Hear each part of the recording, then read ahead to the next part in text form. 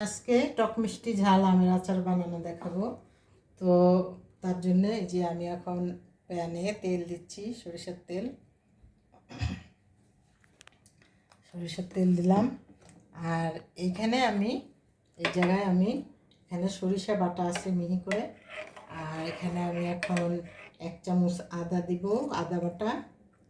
এই আদা বাটা দিলাম। এটা ভিনেগার দেওয়া, পানিটা ভিনেগার, এখানে কোনো পানি নেই, এটা ভিনেগার। আদা দিলাম। আর 1 চামচ রসুন দেব, রসুনটা একটু বেশি দিলে ভালো হয়। আচ্ছা, আমি একটু রসুন দিলাম। আচ্ছা, এখন আমি তেলটা একটু গরম হয়ে নিই। তেলটা অনেক ভালো মতো গরম হতে হবে, না হলে অনেক ফেনা হয়ে কিছুই দেখা যাবে না। তেলটা অনেক গরম হয়ে নিক।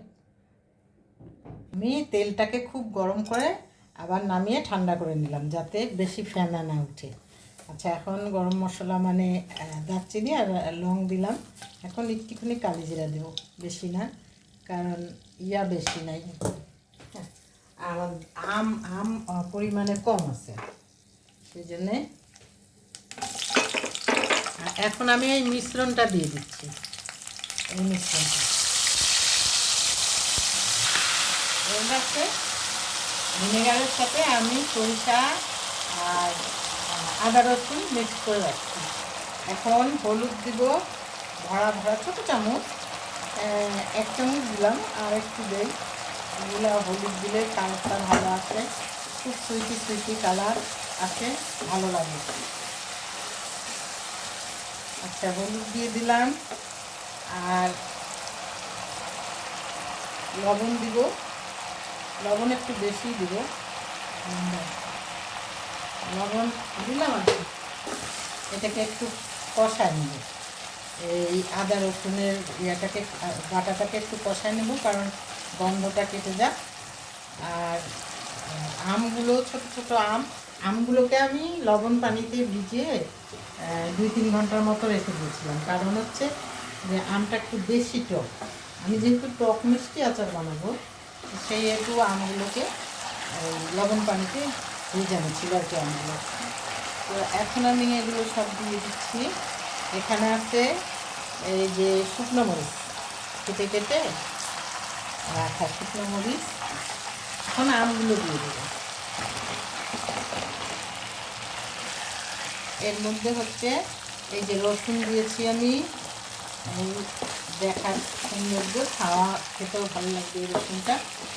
আচ্ছা, এটা আমটা যখন অর্ধেক সিজে আসবে আমি তখন নামাবো, আর বাকিটা আস্তে আস্তে বয়মের মধ্যেই মজে যাবে। ঠিক অর্ধেকও না, 70% এ হবে, কুক হবে। আচ্ছা, এখন আমি এটার মধ্যে দিব হচ্ছে একটু 5 ফোড়নের ফাঁকি দিব আর কি। 5 ফোড়নের ফাঁকি, অল্প একটু, বেশি না, তিতা লাগবে তাহলে।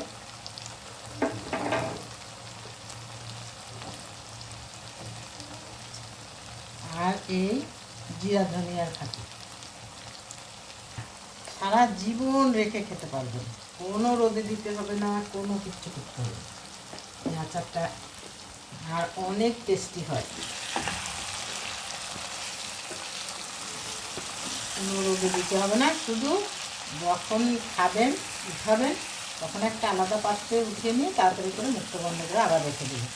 তাহলে, তা না হলে মানে খোলা থাকলে ওখানে ব্যাকটেরিয়া ফর্ম করবে, যেহেতু বাতাসে ব্যাকটেরিয়া থাকে, ওখানে বাতাসে ব্যাকটেরিয়া ফর্ম করবে।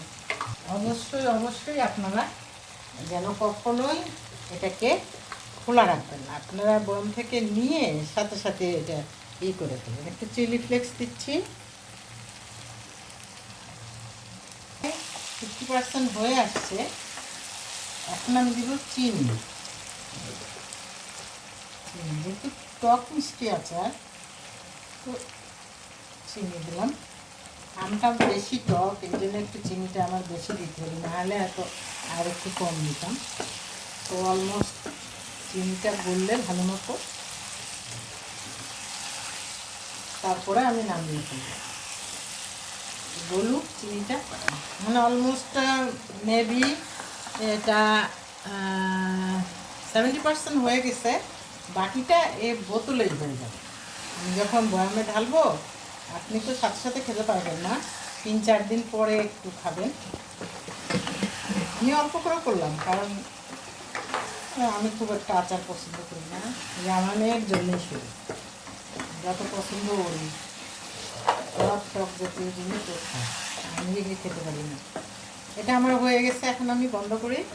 আমি মোল্ড আউট করলে আবার আপনাকে দেখি একবার দেখেন বাস। এই যে আমি এখন ঢালতেছি, এখন আমি এটা ঢাকনা দিয়ে ফেললাম। বেশি হয়নি, অল্প একটু। বললামই তো যে আমি খুব একটা খাই না, আমার মেয়েটা খায়। মেয়ের জন্য এই আচার বানাবো, দেখাবো। তাই এই আচারটা আপনারা একেবারে রেখে খেতে পারবেন 1 বছর। আপনারা যদি বেশি আম দিয়ে বানান, যেভাবে আমি দেখাই দিলাম ঠিক ওইভাবে করলে এক বছর খেতে পারবেন রেখে, কোনো পানি থাকবে না। আমটা যখন মানে লবণ পানিতে ভিজাবেন তখন ওটাকে ছাঁকনিতে উঠায় নিয়ে চালনিতে রেখে তারপরে ওটাকে আবার একটা তোয়ালের মধ্যে বিছায় দিয়ে ভালো করে মুছে, তারপর কোনো পানি যেন টাচ না করে। আর মশলা, ভেজা মশলাগুলো তো আমি এই ভিনেগারের মধ্যে ভিজে রাখছি। তারপরে গরম গরম এরকম বয়ামে ঢেলে রাখবেন, বাস আপনি 1 বছর খেতে পারবেন। বেশি যায়, আমার তো 2 বছরও যায়, তো আমি খাই না 2 বছর হয়ে গেলে, কারণ আমার খাওয়াইয়া নাই। আমি ভালো থাকেন সবাই, আমাদের হাতেই থাকবেন আর আমার জন্য দোয়া করবেন। আল্লাহ হাফেজ।